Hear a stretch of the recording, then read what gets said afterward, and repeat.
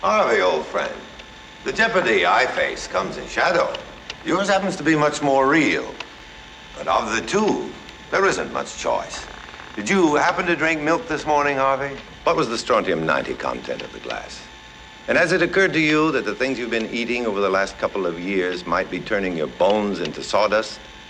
Oh, Harvey, speak to me of jeopardy, if you will, but don't make it sound as if I have an exclusive franchise on the calculated risk. You and I both share this dubious distinction with several million of our peers who inhabit the 20th century. And you don't care for the 20th century? I do not. I will now tell you as succinctly as possible how I classify the times. We live in a cesspool, a septic tank, a gigantic sewage complex in which runs the dregs, the filth, the misery-laden slop of the race of men, his hatreds, his prejudices, his passions, and his violence. And the keeper of the sewer? Man. He is a scientifically advanced monkey who walks upright and with eyes wide open into an abyss of his own making. His bombs, his fallout, his poisons, his radioactivity, everything he designs as an art for dying is his excuse for living.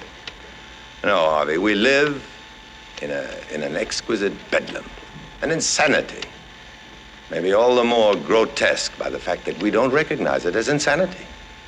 Did it ever occur to you that some of these scientifically advanced monkeys make bombs as a simple expedient for survival?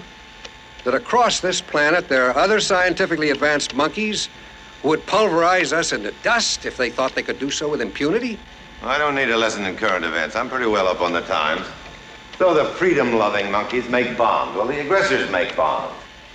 Ultimately, somebody pushes a button. And just as ultimately, this Earth disappears. And all of this, I suppose, is right and practical and expedient. A few germs will rise up out of the rubble and wave microscopic flags of victory and shed a few microscopic tears for the race of men.